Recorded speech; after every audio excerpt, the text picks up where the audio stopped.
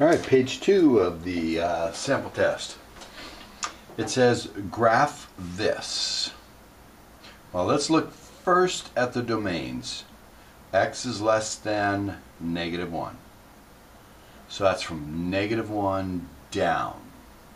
And then X is from -1 to 5. So the biggest I have to have is 5, and then it's going to go on down. So, and these both look like lines. So I'm going to make the x-axis go here. It's about halfway between. And I'm going to call this 5, 4, 3, 2, 1, 0. The y-axis would be here. And here's -1. And I'm going to make this be 1, 2, 3, 4, 5 up here. -5 down here. Alright. So to graph this, it says y equals 1 minus x. So if x was 0, y would be 1. If x was 1, y would be 0. And I can see I'm getting a diagonal line. But I'm supposed to draw it only for x less than -1. Well, at -1, if I could put in -1, 1 minus a -1 would be 2. But I don't get to put that in because it's not equal to -1. But it works for all x's smaller than that, and so the line would go like that on forever. So I put an arrow showing that it goes on forever, open circle, because it doesn't happen at -1. Looked like it was going to, at 0 this would have a value, but the domain says don't do it there. Now, x minus 2. So that's a slope of 1 starting from -2, slope of 1, or I can put in 0 and get -2, 1 and get -1, 2 and get 0, and so I get a line going this way, and I draw it from -1, including the -1, so solid dot there at -1, which is -3 for the y, -1, -3. When x is 0, I get 0, and then 1, and I get -2, and when x is 1, I get -1, and 0, 2, I get 0, and so I get a line that's going like this. Oop, there, there, there. And when I get to 5, we stop, and it's including the 5, so I make a solid dot on it. So there's the graph. Two separate lines. Y equals 1 minus x, and y equals x minus 2, and I do a portion of this and a portion of this from there to there. List the intercepts. Well, this one would cross at y there, but it doesn't go there, so we don't. That's not an intercept. It would have crossed at x here, but the line doesn't go there. This line never touches an x or y, but this line touches at the y-intercept of 0, -2, and an x-intercept, it touches at 2, 0. It says find z of 5 at 5. Do I use this one or this one? Well, 5 is not less than -1, so I don't use this one. Is 5 between -1 and 5 inclusive? Yes, so I use this one. 5 minus 2 is 3.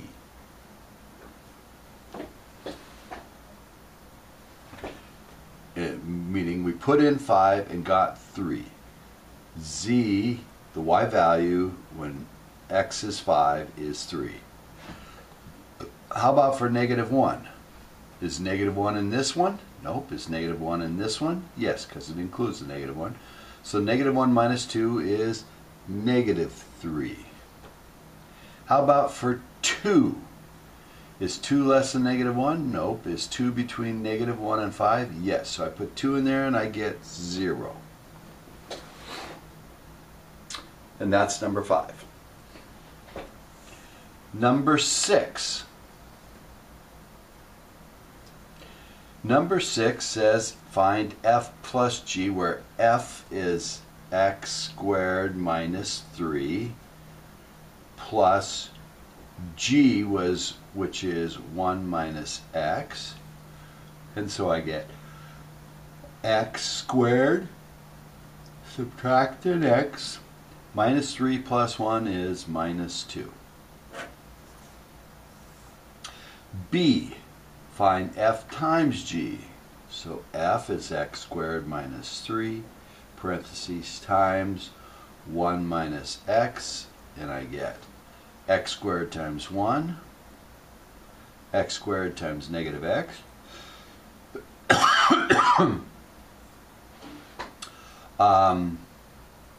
negative 3 times 1, and negative 3 times negative x, which simplifies to negative x to the third. We usually write them in decreasing powers, plus x squared, plus 3x minus 3. C, this is the difference quotient. And we're doing only f, and we got to put x plus h in for the x. So we have f is x squared minus 3, so we got to go h plus x squared minus 3. That's f of x plus h, minus f of x, so I just put x in for the place of the x, which looks the same, x squared minus 3, over h. And now let's simplify. And so I got to square the x plus h. X plus h times x plus h is x squared plus 2xh plus h squared minus 3. Subtract an x squared, subtract a negative 3,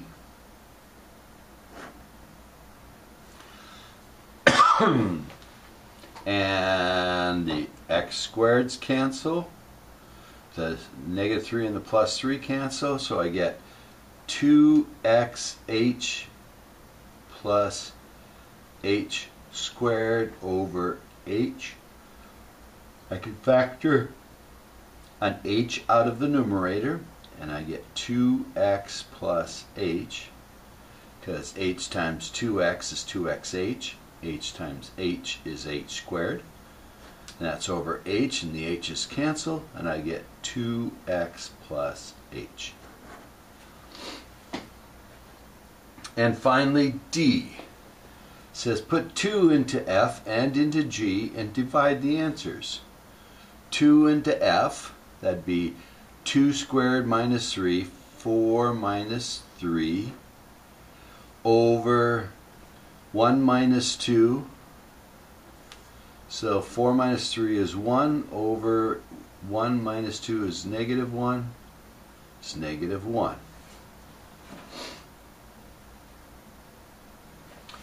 All right, 7.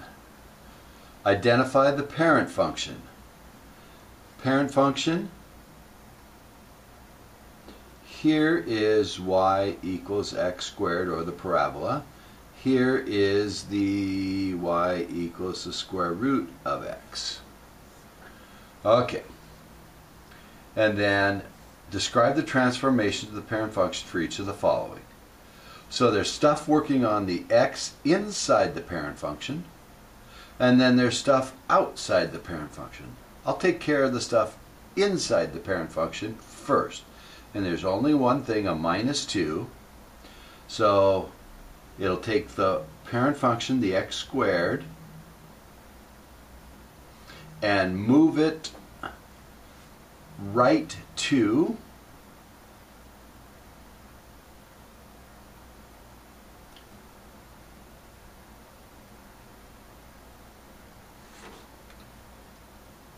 and then that takes care of that transformation. Now these are on the outside, so I do them in order. So the multiplication would happen first, so then it's 4 times it, so that's a vertical, and since it's on the outside of the parent function, we do it the same as it says. So it says a vertical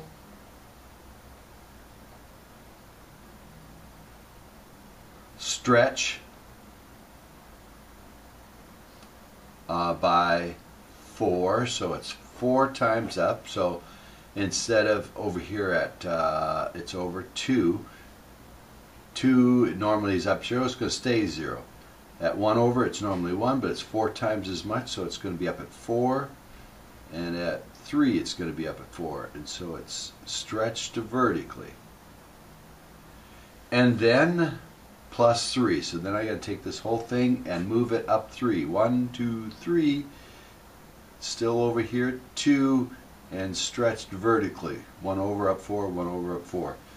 And that would be up 3 units. So we got the parent and then the 3 transformations. Now we have the parent, which is the square root function. It looks like that, where it's 1, 1 and 2, 4.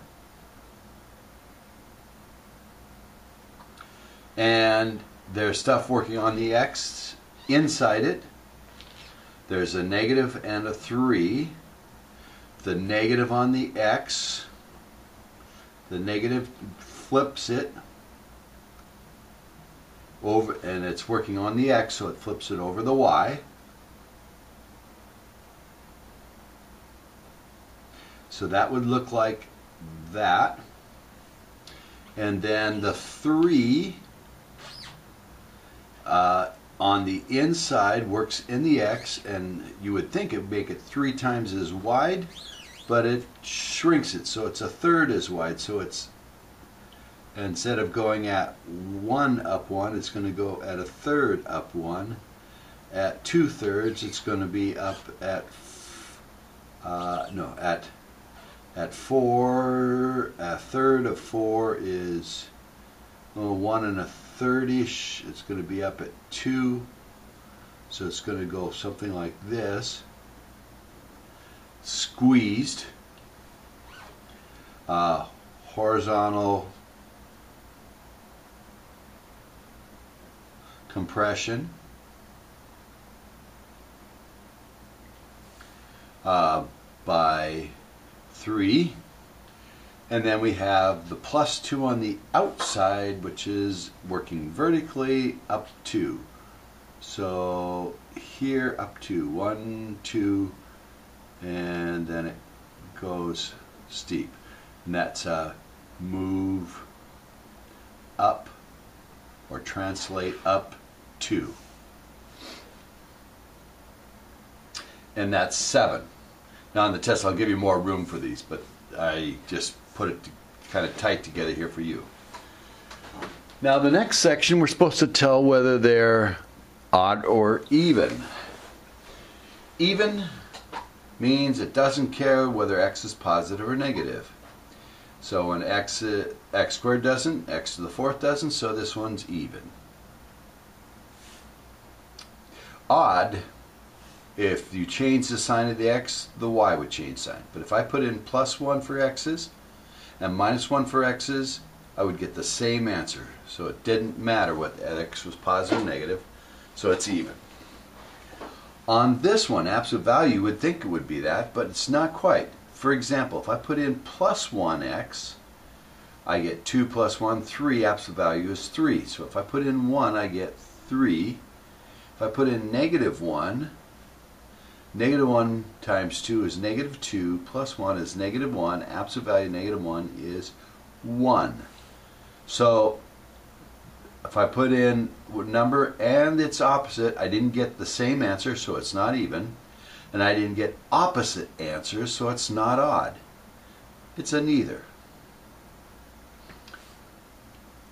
Alright, so now this one looks like it's going to be odd, and let's see if it is. If I put in 1, what do I get? 1 times 2 is 2, to the 5th is 32. If I put in negative 1, if I get 32, it's probably even. If I get negative 32, If changing sign on the x changes the sign on the y, it's probably odd. So if I put -1, -1 times 2 is -2. -2 times -2 times -2 times -2 times -2 turns out to be -32. So changing the sign of the x also changes the sign of the y, so that means it's odd. And that's number 8. And finally, number 9.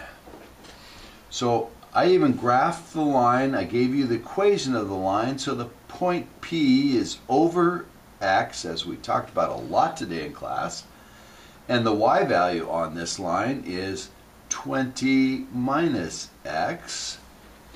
And so if I'm over x and up 20 minus x, over x up x 20 minus x, and I want to write a function in terms of x of the area. So the area as a function of x is, this is a rectangle, so it's going to be x times,